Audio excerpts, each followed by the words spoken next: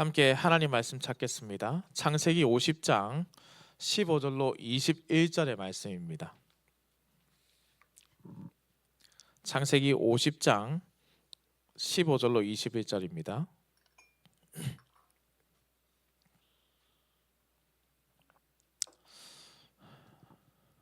네, 제가 한 절 읽고 성도님들이 한 절 읽고 교독하도록 하겠습니다.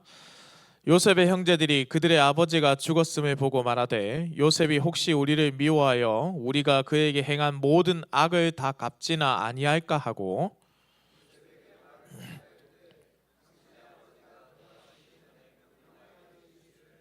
너희는 이같이 요셉에게 이르라 내 형들이 내게 악을 행하였을지라도 이제 바라건대 그들의 허물과 죄를 용서하라 하셨나니 당신 아버지의 하나님의 종들인 우리 죄를 이제 용서하소서 하매 요셉이 그들이 그에게 하는 말을 들을 때에 울었더라.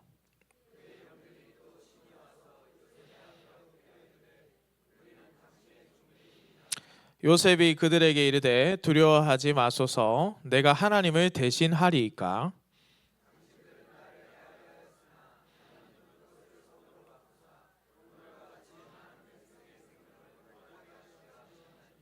함께 읽겠습니다. 당신들은 두려워하지 마소서 내가 당신들과 당신들의 자녀를 기르리이다 하고 그들을 간곡한 말로 위로하였더라. 아멘.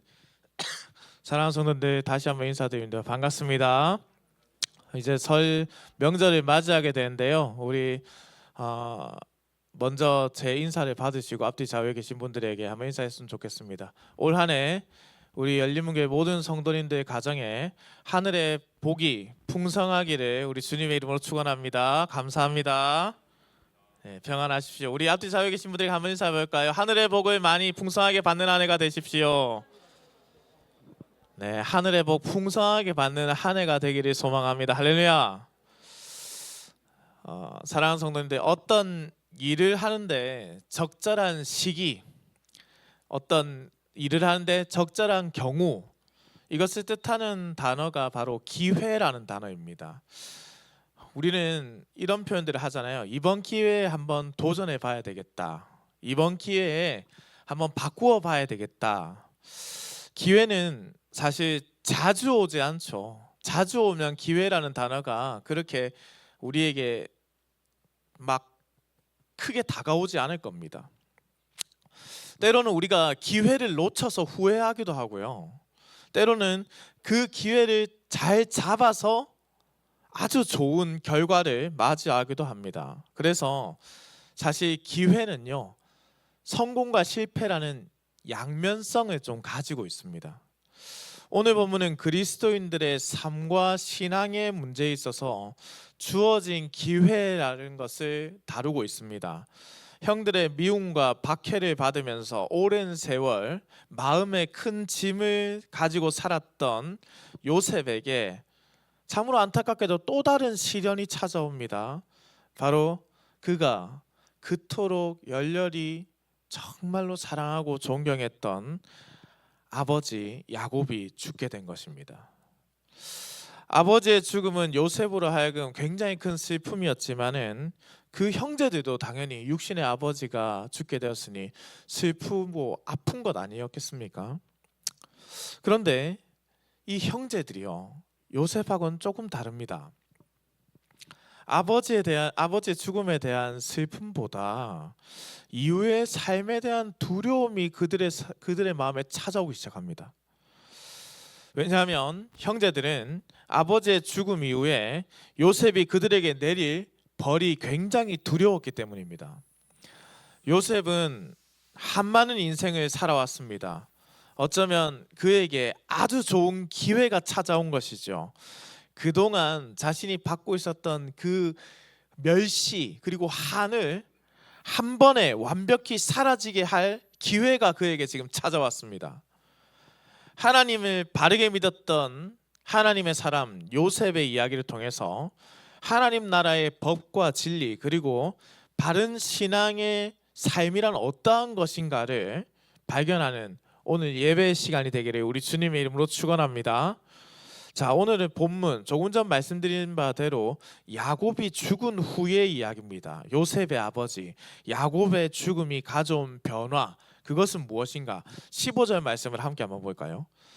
요셉의 형제들이 그들의 아버지가 죽었음을 보고 말하되 요셉이 혹시 우리를 미워하여 우리가 그에게 행한 모든 악을 다 갚지나 아니할까 하고. 요셉의 인생이 참으로 기구하면 기구하다란 말을 할 수 있겠죠. 아버지의 사랑을 정말 깊이 있게 받았는데 반대로 형제들에게는 미움을 더 크게 받았습니다. 그는 형제들의 계략에 의해서 애굽으로 팔려가 종살이와 옥살이를 하다가 애굽의 총리가 되는 아주 큰 놀라운 기적도 경험하게 됩니다. 그리고 그를 미워했던 그 형제들을 만나 다시 재회하게 되고 이후 애굽에서 그의 가족들과 함께 살았습니다. 형제들은 요셉에게 악을 저질렀지만은 그때까지만 해도 사실 심히 크게 두렵진 않았습니다. 왜냐하면 요셉의 아버지인 야곱이 자신들을 지켜줄 거라 믿었기 때문입니다. 아버지 야곱이 있기 때문에 요셉이 자신들에게 어떻게 하진 못할 거야. 아버지가 우리의 생명을 보존해 주실 거야. 그러나 연로한 아버지 야곱의 죽음은 그들에게 있어서 매우 큰 위협이 되어버린 것이죠. 여기서 참으로 좀 안타까운 것은 형제들이 아버지 야곱을 그들의 어떤 생명 연장을 위한 도구로밖에 생각하지 않는다는 점입니다. 요셉은 아버지의 죽음 이후 창세기 50장 10절에 보시면 7일 동안 애곡하였다라고 했습니다. 굉장히 큰 슬픔에 빠져 있었다는 것이죠. 자식으로서 자신의 아버지의 죽음을 정말로 슬퍼했지만 안타깝게도 다른 형제들은 자신들의 생명을 먼저 생각했다. 어쩌면 사실 이게 부모와 자녀의 어떤 차이인 것 같아요. 형제들이 두려움에 떨면서 자신의 생명을 보존하기 위해서 하나의 방법을 찾아냅니다. 다시 한번 그들의 아버지를 이용하는 것입니다. 형제들은 요셉에게 전령을 보냈습니다. 17절에 이렇게 말씀하고 있죠. 너희는 이같이 요셉에게 이르라. 내 형들이 내게 악을 행하였을지라도 이제 바라건대 그들의 허물과 죄를 용서하라 하셨나니 당신 아버지의 하나님의 종들인 우리 죄를 이제 용서하소서 하매 요셉이 그들이 그에게 하는 말을 들을 때에 울었더라. 사랑하는 성도님들, 지금 이 17절의 말씀이 사실 좀 이상한 겁니다. 왜냐하면 이 말씀은요 거짓말이거든요. 성경에서 야곱이 이러한 유언을 했다라는 것이 등장하지 않습니다. 만약 야곱이 이런 말을 했다고 치지요. 성경에 기록되진 않았으나 이런 말을 했다고 치더라도 그러면 한번 생각해 보십시오. 만약 야곱이 이 말을 했다면 누구한테 했겠습니까? 형제들한테 했을까요? 요셉한테 했을까요? 요셉에게 했겠죠. 자녀들에게 축복을 나눠준 야곱은 그러한 유언을 남긴 적이 사실 없습니다. 50장 5절 말씀입니다. 우리 아버지가 나로 맹세하게 하여 이르되 내가 죽거든 가나안 땅에 내가 파놓은 묘실에 나를 장사하게 하라 하였나니 야곱의 유언이란 바로 그가 속해 있었던 약속의 땅으로 다시 돌아가는 것이었습니다. 그 어디에도 그 아들들을 용서해 주어라라는 말이 사실 없습니다. 그러니 이 형제의 말은 사실 거짓말이죠. 어렸을 적 저는 9살 차이 나는 누나 밑에서 자랐습니다. 그런데 이 9살 차이 나는 누나가 저한테는 어머니 같고 아버지 같은 분이에요. 제가 농담처럼 이야기하지만은 사실 누나가 화가 나면은 누나가 저를 한번 때려야 되겠다, 가르쳐야겠다 생각이 들면은 저는 무릎 꿇고 손을 내밀며 매로 누나에게 맞아야 했습니다. 그리고 저희 누나는 아주 강단이 있습니다. 오늘 너는 20대를 맞을 거야 이렇게 하잖아요. 그러면 중간에 제가 부러지건 울고 기절을 하건 뭘 하건 20대를 꽉 채웠습니다. 어떻게 해서든 20대를 꼭 채웁니다. 중간에 반성하고 회개하고 울며 불며 빌어도 용서는 없습니다. 용서는 해주죠. 다만 20대는 꼭 채웁니다. 무언가 잘못한 일이 생기면 누나가 저에게 이렇게 하기 때문에 자비가 없는 죄송합니다 누나, 극률한 마음이 약간은 부족한 누나를 만나면서 제가 살기 위해서 여러 가지 방법들을 좀 고민을 한 적이 있습니다. 그러다 이제 때로는 거짓말을 하는 거죠. 어떻게 하냐면 누나의 물건을 제가 한번 쓴 적이 있었는데 이거는 진짜 자살 행위잖아요. 그 자매가 언니의 것을 뜬다든가 동생이 형 거를 쓴다, 옷을 입고 나갔다, 이건 사실은 내가 오래 살고 싶지 않다라는 뜻인데 그 물건을 쓰고 나서 누나가 화가 머리끝까지 났는데 제가 뭘 했냐면 엄마가 쓰라고 했어. 누나가 그 말을 믿었을까요? 그날은 40대를 맞았습니다. 정말 많이 맞았습니다. 그 뒤로 누나한테는 어떠한 거짓말도 못했어요. 아직도 누나가 서봐 이렇게 하면 정말 즐거운 마음으로 모든 일을 열심히 섬기고 있습니다. 아직까지 그 두려움이 있는 것이죠. 요셉의 형제들도 지금 마찬가지인 거죠. 뭐냐면 자신들의 힘으로 지금 이것을 해결할 수 없다라는 거예요. 그들이 동원할 수 있는 아주 최고의 큰 힘을 가지고 있는 그분의 말을 쓰자 하면서 거짓말을 한 겁니다. 그들은 자신들의 아버지를 두고 뭐라고 표현하냐면 요셉 당신의 아버지라고 합니다. 자기 아버지잖아요. 우리 아버지라고 하면 되는데 굉장히 지금 두려운 거예요. 요셉 당신의 아버지. 그들의 절박함이 지금 느껴지시나요? 이게 할 수 있는 모든 방법을 다 강구해서 지금 악어의 눈물을 흘리고 있는 겁니다. 이 말을 들은 요셉의 반응이 어땠습니까? 17절 하반부에 그에게 하는 말을 들을 때에 울었더라. 여러분, 이 눈물의 의미가 도대체 뭘까요? 성경에서 눈물을 많이 보인 사람 중 요셉은 그 중에 한 명입니다. 참 많이 울었어요. 눈물이 많은 사람입니다. 그는 매번 어려움과 환난 그리고 아픔을 겪으면서 눈물을 참 많이 흘렸는데, 그런데 본문에 기록된 눈물의 의미는 사실 쉽게 이해하기 어렵습니다. 왜 울었는지 그 이유가 기록되어 있지 않기 때문이에요. 눈물의 이유를 이게 뭘까 알아보려고 여러 주석가들의 의견을 좀 찾아봤습니다. 흥미로운 것은 모든 주석가들이 좀 다양하게 이 눈물의 의미를 이해한다라는 거예요. 혹자는 변하지 않는 이 형들을 보고, 이 형제들을 보고 분노의 눈물을 흘렸다. 너무 화가 나면 눈물이 막 흐르잖아요. 혹자는 형제들을 보면서 불쌍한 마음에 눈물을 흘렸다. 혹자는 이러지도 저러지도 못하는 서글픈 자신의 모습을 보며 안타까워 눈물을 흘렸다. 성도님들 어떻습니까? 성도님들이라면, 우리가 만약 요셉이라면 여러분은 어떻게 울었을까요? 1번 분노해서 울었다. 2번 그들이 불쌍하여 울었다. 3번 내 처지가 불쌍하여 울었다. 세 번째, 집사님은 내 처지가 불쌍하여 울었다. 또 나는 이 형제들 때문에 분노하여 울었다. 다 크리스찬인 척 하고 계시네요. 그죠? 아니면 이 형제들이 너무 불쌍하여 울었다. 그러면 나는 내 처지가 너무나 황망하여 울었다.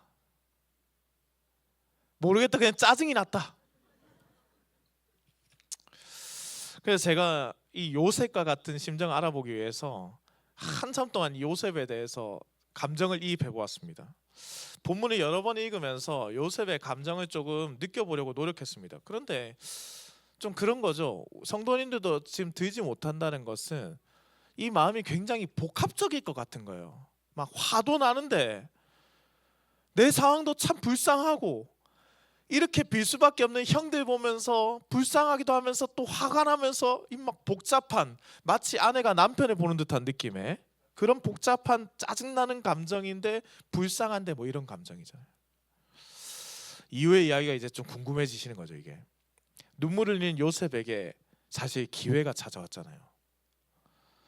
이 모든 복합적인 감정을 해소할 수 있는 절호의 기회가 찾아왔습니다. 그는 권력을 가지고 있었거든요.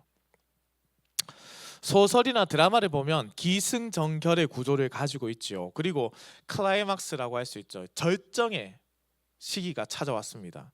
요셉의 인생에서 가장 인생의 클라이막스가 애굽의 총리가 되었을 때, 저는 그렇게 생각하지 않습니다. 가족들과 재회했을 때 그렇게도 생각하지 않습니다. 저는 그의 인생의 클라이막스는 바로 이 장면이라고 생각합니다. 우리가 드라마를 본다고 생각해 보십시오.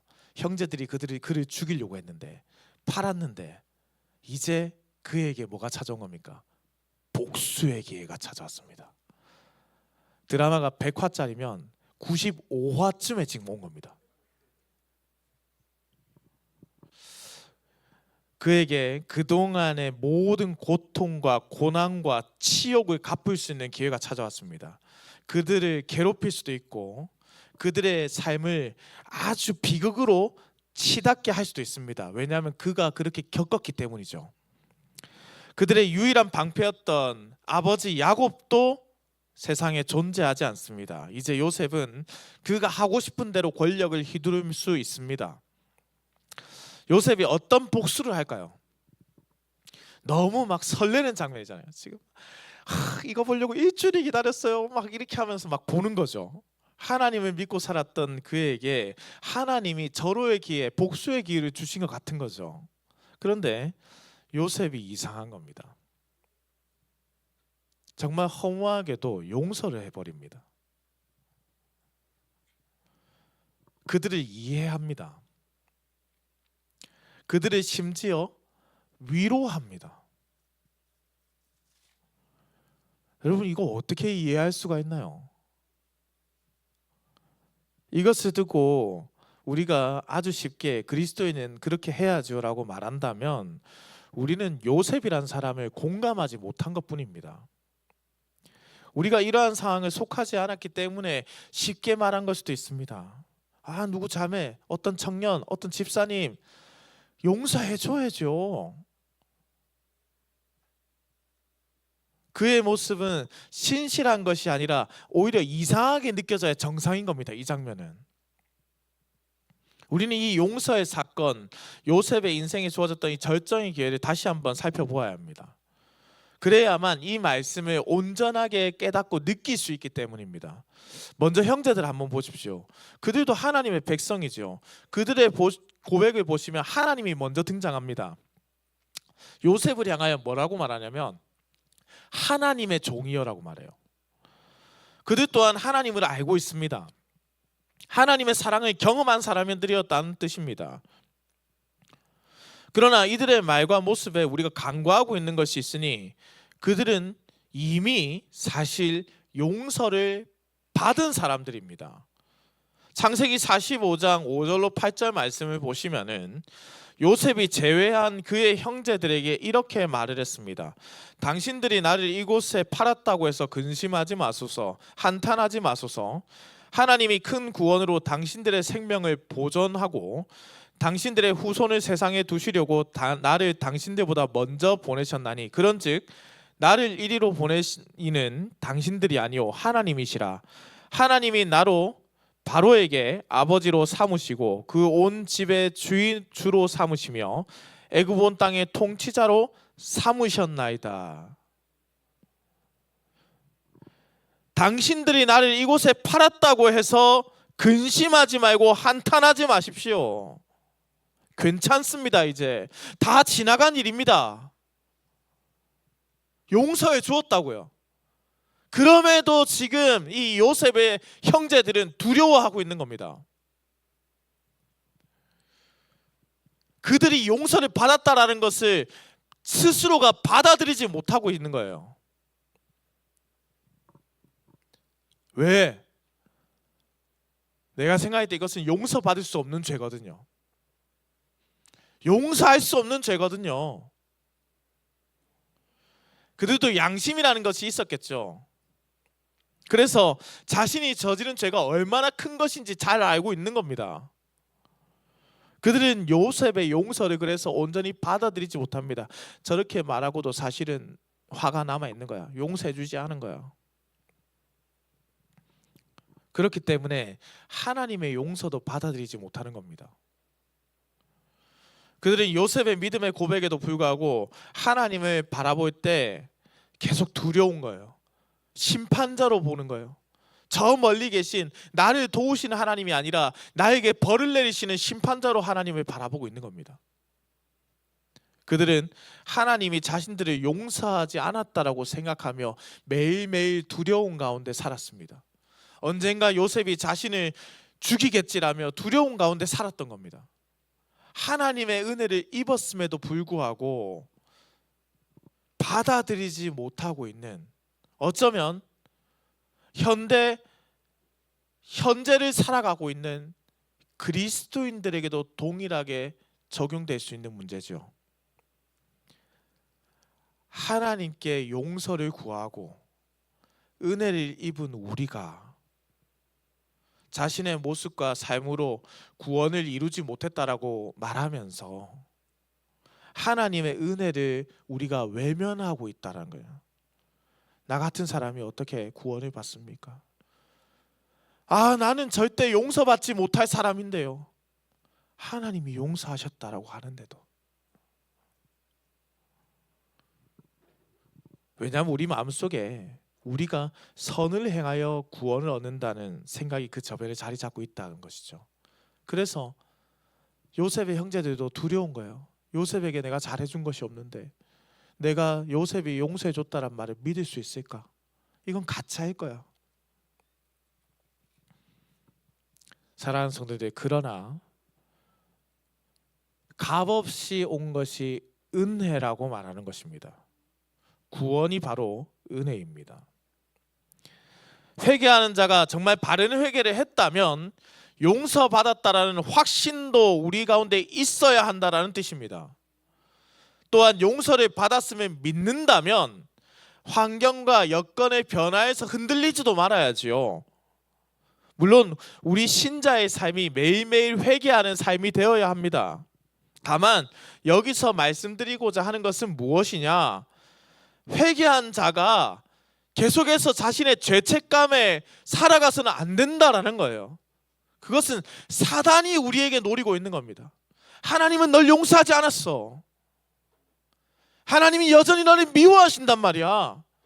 너는 용서받지 못할 죄를 지은 것이야.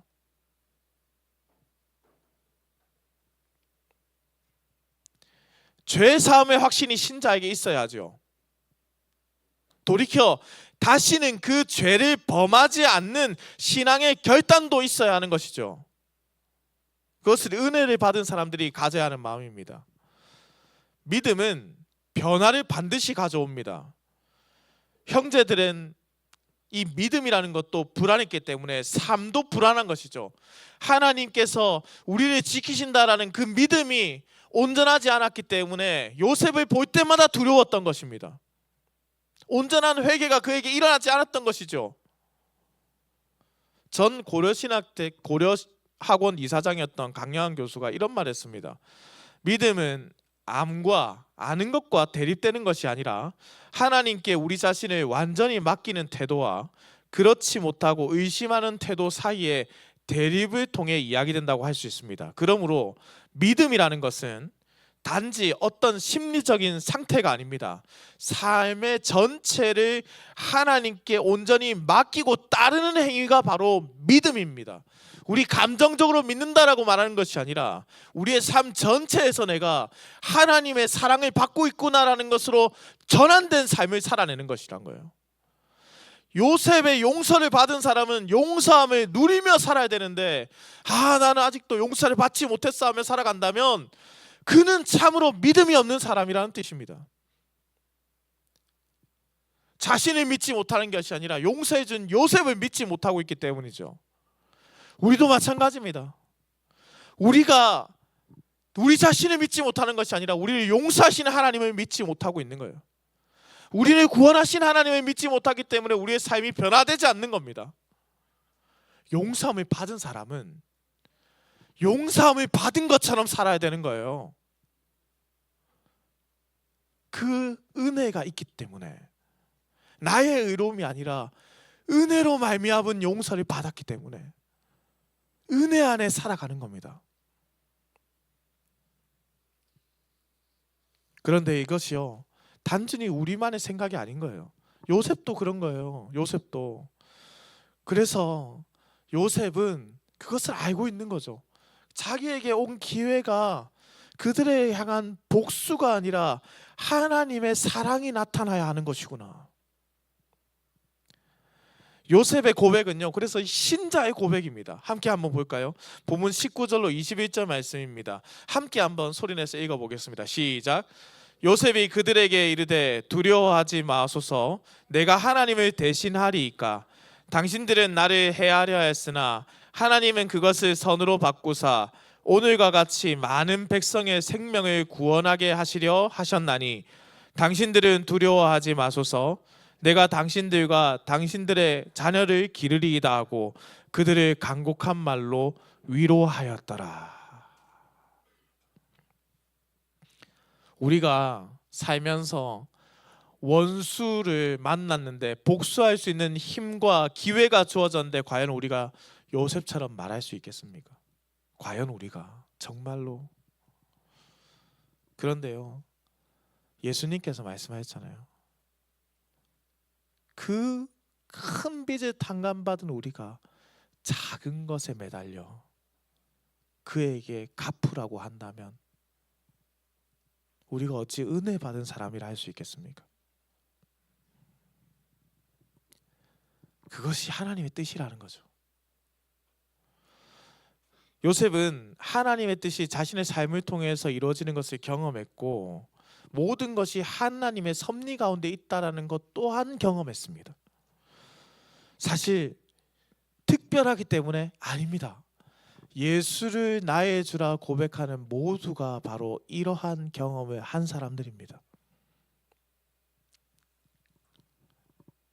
여기 모인 성도님들과 또 유튜브로 예배를 드리고 있는 모든 열린문교회 성도님들, 우리가 이 은혜를 누리고 있습니다. 그러나 우리가 하나님의 뜻보다 우리의 뜻을 먼저 내세우기 때문에 어리석은 죄를 반복하고 용서하심과 구원하심의 은혜를 누리지 못하고 있어요. 그에 의해서 매우 높은 수준의 신앙 고백이 나오죠. 첫째, 그는 하나님만이 심판자이심을 고백하고 있습니다. 인간은 세상을 살아갈 때 하나님께서 주신 것에 대한 다스림의 대리인일 뿐이지 모든 것은 하나님의 뜻 안에 있고 심판은 하나님이 하신다는 겁니다. 또한 우리 또한 그래서 넘어질 수 있고 누군가를 아프게 할 수 있다라는 그런 연약한 죄인임을 자각하고 있습니다.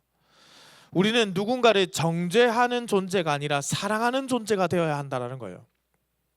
따라서 어떠한 일이든 그 판단은 내가 아니라 하나님께 맡기는 믿음이 우리에게 있어야 합니다. 두 번째, 요셉은 하나님이 섭리의 주관자임을 고백하고 있습니다. 그는 악한 것도 선한 것으로 하나님께서 바꾸신다라고 고백하고 있다는 뜻입니다. 자신에게 주어진 삶이 정말로 힘들고 어려웠지만 이 모든 것들이 무엇입니까? 하나님께서 생명을 보존하시고 하나님의 백성들을 지키시기 위해서 이러한 일이 일어났다라고 스스로 고백을 하고 있습니다. 신자는 우리에게 다가온 이 삶이 지금 당장 고난이라고 할지라도 그 모든 것들이 하나님의 섭리 안에 있다라는 것을 고백하며 살아가는 사람들입니다. 청교도의 대표적인 인물 조나단 에드워즈의 설교의 내용입니다. 사람들이 주 예수 그리스도로 인해 하나님을 진실로 믿는다면 그들이 만나는 어떠한 고통도 그들을 해하지 못할 것입니다. 하나님의 신실하심은 구름에 닿습니다. 하나님의 말씀은 하늘의 확실한 증거로 세워졌습니다. 그러므로 이 모든 것으로부터 용기를 얻어가서 시편 기자가 말한 대로 담대하게 그리고 확신 있게 말하십시오. 내가 두려워하는 날에는 내가 주를 의지하리이다. 주님만을 의지하며 살아가겠습니다. 내가 고난과 어려움과 역경과 모든 아픔이 다가오는 그 두려운 날에도 주님만 의지하고 주님의 섭리를 믿으며 살아가겠습니다. 그것이 바로 신자의 고백이라는 뜻입니다. 사랑하는 성도들, 기회라는 것은 모두에게 동등하게 주어집니다. 그 기회라는 것을 하나님의 뜻대로 사용하는가? 하나님의 뜻을 어기는 것으로 사용하는가? 그것이 우리에게 주어진 몫입니다. 어쩌면 오늘 본문은 현재 고난과 역경 속에 살아가는 그리스도인들에게 주시는 은혜의 말씀이 아닐까 싶습니다. 요셉의 형제들은 하나님을 믿었으나 전적으로 하나님을 신뢰하지 못하고 있습니다. 그들은 그래서 늘 두려움 가운데 살았습니다. 그들은 하나님을 버리고 세상과 타협하며 자신의 욕심을 이루고 살기도 했고, 죄를 지었고 계속해서 죄에 대한 자유함을 누리지 못하며 죄책감에 사로잡혀 살아왔습니다. 그러나 요셉은 예수 그리스도의 모습을 보여주는 예표입니다. 신자들에게 버림을 받았고 죄 사함의 용서를 베풀었지만 믿지 않는 그들로 인해 눈물을 흘리며 한탄하신 예수 그리스도의 모습을 떠오르게 합니다. 그리고 다시금 용서해 주시고 용서뿐만 아니라 위로해 주시며 하나님의 나라를 선포하셨습니다. 내가 너와 너희의 자녀들을 기르리라. 죄 없는 자의 고난, 그리고 이 모든 것이 하나님의 섭리 가운데 있다라는 그 고백, 하나님 나라에서 살아가는 신자의 삶의 참된 모습을 예수님께서 보여주신 것입니다. 너희가 나를 십자가에 못 박았으나 나는 너희의 자녀들을 기르리라. 나는 너희를 용서하여 주리라. 나는 너희에게 생명의 보전이 아니라 영원한 생명을 주리라. 설교의 황태자로 불렸던 찰스 스펄전 목사님이 본문 20절의 말씀을 두고 이렇게 멋진 비유를 했습니다.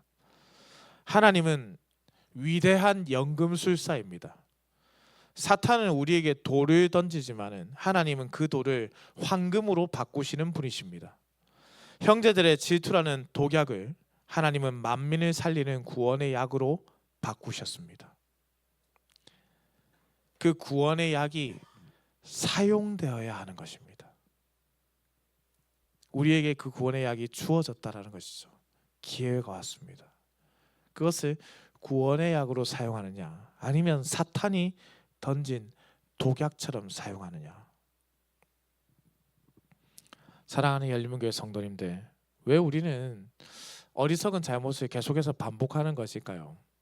그것은 아마도 요셉의 형제들처럼 하나님의 백성으로서 죄 사함의 기쁨을 누리지 못하는 것은 아닌지, 요셉이 보여준 예수 그리스도의 사랑과 희생의 모습이 우리에게 없어서는 아닌지 돌아보아야 합니다. 우리의 삶이 하나님의 섭리 안에 있음에도 우리가 계속해서 자책하며 죄를 반복하는 것은 우리의 욕심 때문에 우리 안에 계시는 예수 그리스도가 나타나지 못함은 아니겠습니까? 칼빈은 기독교 강요에서 이렇게 말했습니다. 주께서 우리를 양자로 삼으실 때의 조건은 하나뿐이었습니다. 즉 우리의 양자관계의 유대이신 그리스도를 우리의 생활에서 나타내라는 것입니다.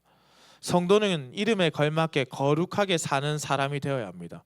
거룩이란 바로 구원의 목적이기 때문입니다. 구원을 받은 우리는 거룩하게 살아야 한다는 뜻입니다. 그것이 목적이에요. 우리의 삶의 목적, 하나님께 찬양하고 영광을 돌려드린 것, 그 목적이 바로 거룩입니다. 거룩. 예수님께서 멸시와 고난 가운데 십자가를 참으셨습니다. 왜?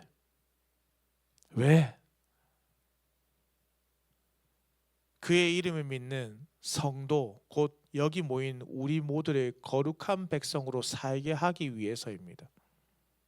그것이 성도의 이름의 뜻입니다.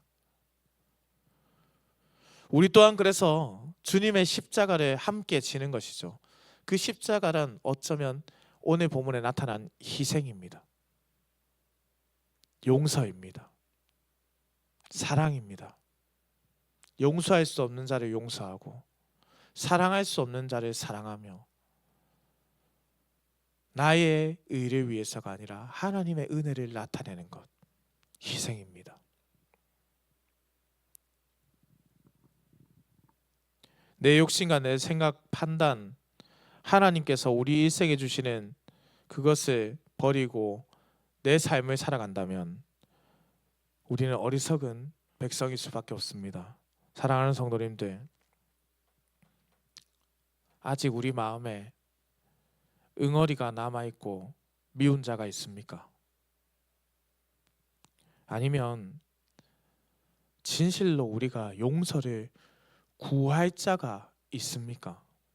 용서를 해주어야 할 자가, 용서를 받아야 할 사람이 있습니까?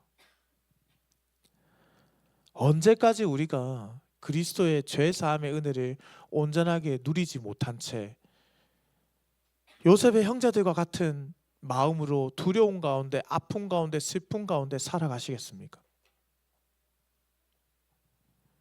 왜 우리는 요셉과 같이 우리에게 잘못해 준 사람을 복수하려는 기회만 가지고 살아가고 있습니까? 요셉과 같이 용서해 줄 마음이 우리에게 정녕 없는 것일까요? 사랑하는 성도들, 우리가 우리의 십자가를 지기를 소망합니다. 우리가 서로가 서로를 용서합니다. 원수의 자녀를 기르는 성도가 되기를 바랍니다. 앞으로 우리 교회는 미움과 시기, 질투, 보복, 복수 이런 단어들이 아니라 하나님의 사랑과 예수 그리스도의 긍휼을 물려주기를 바랍니다. 우리가 그 은혜를 받았습니다. 이제 누리면 좋겠습니다. 그런데 이 말씀을 오해해서 나는 이제 하나님께 용서를 받았어 라며 사람에게 저지른 잘못을 외면한다면 그는 진실로 악한 사람입니다. 하나님은 온전하게 사람에게 저지른 잘못을 그에게 용서함을 구하라고 말씀하셨습니다. 용서를 구할 줄 알고 용서해 줄 때까지 기다릴 줄 아는 믿음이 필요합니다. 그리고 그가 용서해 주었을 때 진실로 감사하며 그 마음의 짐을 이제 내려놓는 것이죠. 그리고 우리 또한 용서해 주어야 할 사람들이 있는 줄 압니다. 마음에 어려움이 있더라도 용서해 주십시오. 쉽지 않은 것 잘 알고 있습니다. 요셉도 그러했습니다. 우리에게 기회가 왔을 때 그 기회를 진실로 잡으시기 바랍니다. 하나님의 손으로 잡으십시오. 사탄이 주는 독약을 던지지 마시고 구원을 던져주시기 바랍니다. 참으로 거룩한 백성, 참으로 성도라는 이름의 참뜻을 지켜가는 참된 그리스도인들이 되시기를 우리 주님의 이름으로 축원합니다. 아멘. 사랑하는 성도님들, 오늘 저와 함께 주가 일하시네라는 찬양을 함께 했으면 좋겠습니다. 사랑하는 성도님들, 명절이 되면 가족들이 만납니다. 이 말씀을 제가 작년에 이 설 전날 전할 것을 준비하면서 저는 가족을 만나는 것이 참으로 두려웠던 사람이라는 것을 다시금 떠올렸습니다. 용서해 주어야 되는데 용서하지 못하는 사람이었습니다. 그런데 돌아보니 하나님께서 저에게 신학을 하라고 하신 것은 용서를 가르치시기 위함이 아니었던가라는 생각을 해봅니다. 하나님 말씀을 배우면 배울수록 내가 겪었던 아픔과 슬픔들이 그리스도의 고난과 그리스도의 아픔에 비할 것이 아니라는 것을 깨닫고 내가 그리스도께 원수되었던 그 모든 삶이 그 어떤 나의 원수됨보다 크지 않았다, 그것이 훨씬 컸다라는 것을 다시금 깨달았습니다. 그러면서 주님이 이곳으로 인도해 주셨다라는 것을 깨닫게 됩니다. 모든 환난과 어려움과 아픔을 겪고 계신 성도님들, 오늘 이 찬양으로 주님이 어떤 일을 하시는지, 주님이 어떻게 우리의 삶을 인도해 왔고 어떤 마음을 원하시는지 우리가 함께 고백했으면 좋겠습니다. 찬양합시다.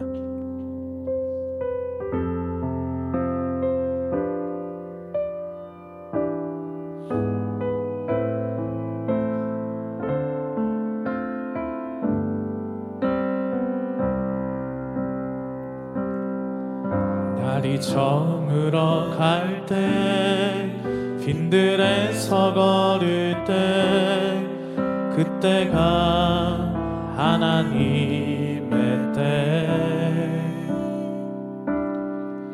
내 힘으로 안 될 때, 빈손으로 걸을 때, 내가 고백해 여호와 이래. 날이 저물어 갈 때,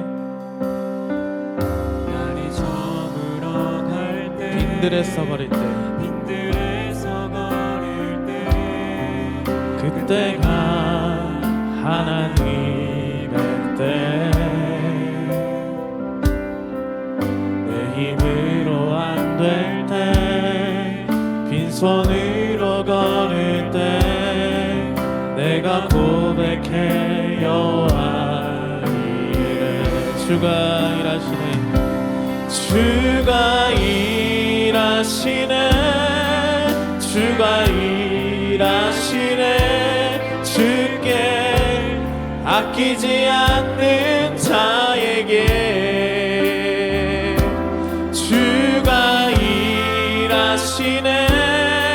주가 일하시네.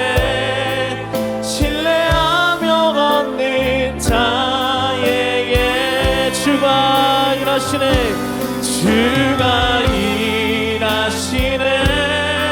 주가 일하시네. 주께 아끼지 않는 자에게 주가 일하시네. 주가 일하시네. 신뢰하며 걷는 자에게. 우리 서로를 축복하며 찬양합시다. 우리 모인 이곳에 주님이 함께 하십니다. 우리 모인 이곳에 주님 함께 계시네. 누리네 아버지 은혜. 적은 떡과 물고기, 적은 떡과 물고기, 내 모든 걸 드릴 때 모두 고백해 여호와. 한 번 더 고백합시다. 우리 모인 이곳에 거룩한 주님의 백성들에게 우리 주님의 은혜가 함께합니다. 누리네 아버지 은혜. 적은 떡과 물고기, 내 모든 걸 드릴 때 모두 고백해 여호와 이래. 주가 일하시네. 주가 일하시네. 주가 일하시네. 주께 아끼지 않는 자에게 주가 일하시네. 주가 일하시네. 신뢰하며 걷는 자에게 주가 일하시네. 주가 일하시네. 주가 일하시네. 주께 아끼지 않는 자에게 주가 일하시네. 주가 일하시네. 신뢰하며 걷는 자. 우리 목소리로만 보여. 주가 일하시네. 주가 일하시네. 주가 일하시네. 주께 아끼지 않는 자에게 주가 일하시네. 주가 일하시네. 신뢰하며 걷는, 다시 한번 고맙습니다. 주가 일하시네. 주가 일하시네. 주가 일하시네. 주께 아끼지 않는 자에게 주가 일하시네. 주가 일하시네. 신뢰하며 걷는 자에게.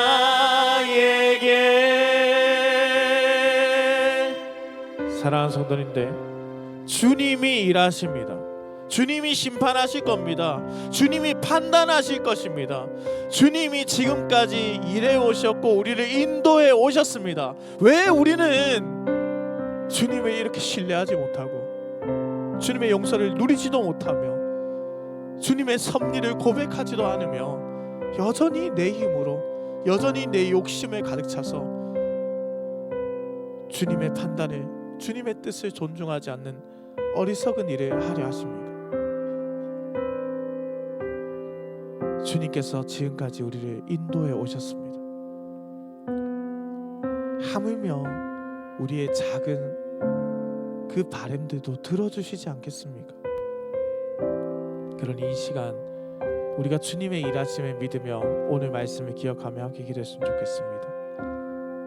여러분, 우리 마음에 용서를 구해야 될 자 있으면 지금 당장 속히 용서를 구하십시오. 우리가 용서해 주어야 할 자 있으면 하나님의 사랑 안에서 용서해 주십시오. 그것이 자신이 살 길입니다. 요셉이 형제들에게 복수를 했다 한들 그의 마음에 진정한 평화가 찾아왔겠습니까? 그들을 용서해 주고 위로해 주었기 때문에 마음의 평안이 찾아온 것입니다. 하나님이 판단하신 겁니다. 하나님이 그 모든 것을 아시는 하나님께서 하나님의 섭리 가운데 우리를 인도해 오셨다면 그 또한 판단하실 것입니다. 그러니 우리는 거룩한 백성답게 그리스도의 사랑을 입은 사람들답게 용서하고 용서를 구할 줄 아는 자가 되기를 바랍니다.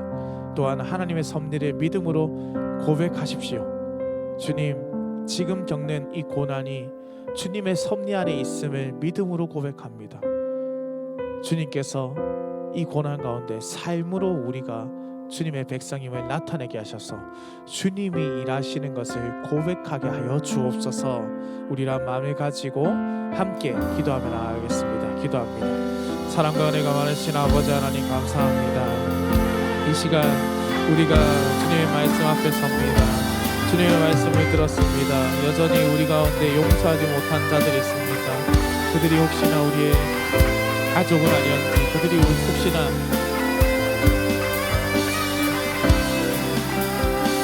우리 교회의 가족은 아니었는지, 우리 교회 교인은 아니었습니까?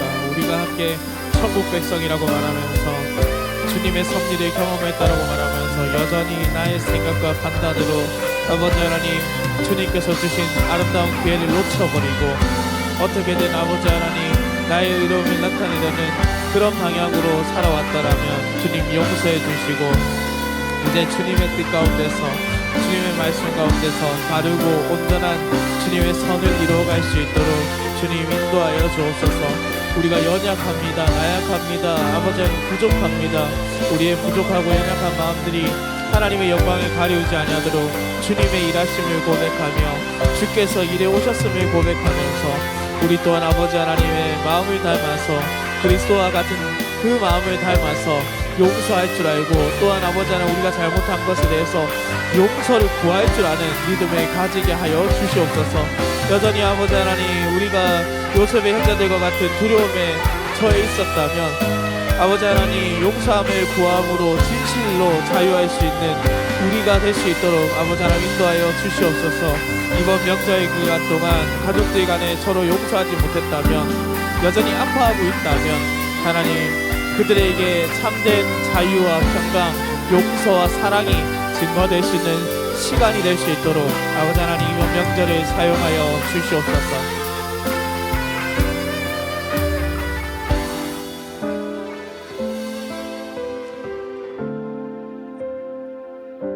천지를 지으시고 인간의 생사와 복을 주관하시며 우리의 삶을 섭리 가운데 인도하시는 살아계신 우리 하나님 아버지, 오늘도 우리를 이곳으로 불러주시고 특별히 요셉의 고백을 통하여 우리에게 찾아온 모든 순간이 하나님의 선하신 계획 안에 있음을 깨닫게 하시니 감사합니다.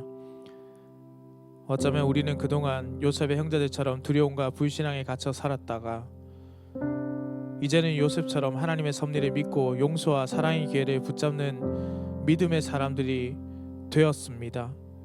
주님, 우리가 이제 참된 믿음의 사람, 거룩한 사람, 성도로서 살아갈 수 있도록 성령이 우리를 붙잡아 주시옵소서. 특별히 이번 주간은 민족의 명절인 설을 맞이합니다. 흩어졌던 가족들이 만나는 자리마다 오늘 말씀과 같은 화해와 회복의 은혜가 임하게 하여 주시옵소서. 혹여나 가정 안에 묵은 상처나 갈등이 있다면 우리가 먼저 십자가 사랑으로 손을 내밀어 미움을 녹이고 평안을 심는 평화의 도구가 되게 하여 주옵소서. 오고 가는 귀성길의 안전을 주님께 의탁합니다. 장거리 운전과 분주한 이동 속에서도 주님께서 불꽃과 같은 눈으로 그리고 평안으로 보듬어 주시는 그 주의 강한 팔로 지켜주시고 모든 성도가 사고 없이 건강한 모습으로 기쁨을 나누며 다시 만나게 하여 주시옵소서. 무엇보다 이번 명절이 단순히 먹고 마시는 자리가 아니라 복음이 흘러가는 기회가 되게 하여 주옵소서. 아직 주님을 알지 못하는 친지들에게 우리의 변화된 성품과 섬김을 통해 살아계신 예수 그리스도의 향기가 전해지게 하시고 가정마다 구원의 문이 활짝 열리는 예수 그리스도의 역사가 일어나게 하여 주시옵소서. 이번 한 주간 세상 속에서도 또 가정 안에서도 하나님의 선하심을 증거하는 복된 우리 열림교회 성도들의 삶이 되게 하여 주시옵소서. 아버지 하나님, 혹이나 이번 명절 기간 동안 홀로 지내는 성도들이 있다면 주께서 그들을 찾아가 친히 함께하여 주옵소서. 혼자인 것이 아니라 늘 주님이 함께한다라는 마음으로 위로가 되게 하여 주시고 이 땅을 살아가며 경험할 수 없는 참된 평안과 안위하심의 은혜가 이번 한 주간 있게 하여 주시옵소서. 병이 들어 고통을 당하는 자, 마음에 병든 자 주께서 치유의 광선을 비추시어 병상에서 일으키시고 마음의 문을 열게 하여 주옵소서. 그리하여서 아버지 하나님, 모든 것이 하나님의 섭리 안에 있으며 생사를 주관하시는 주님의 능력을 고백하며 주님의 섭리 가운데서 하나님의 뜻 가운데서 바른 결정과 예수 그리스도의 복음의 은혜가 가득하게 하여 주시옵소서. 감사드립니다. 우리 가정의 주인이 되시는, 우리의 삶의 주관자가 되시는 살아계신 우리 주 예수 그리스도의 이름으로 기도드립니다. 아멘. 축복 기도드립니다.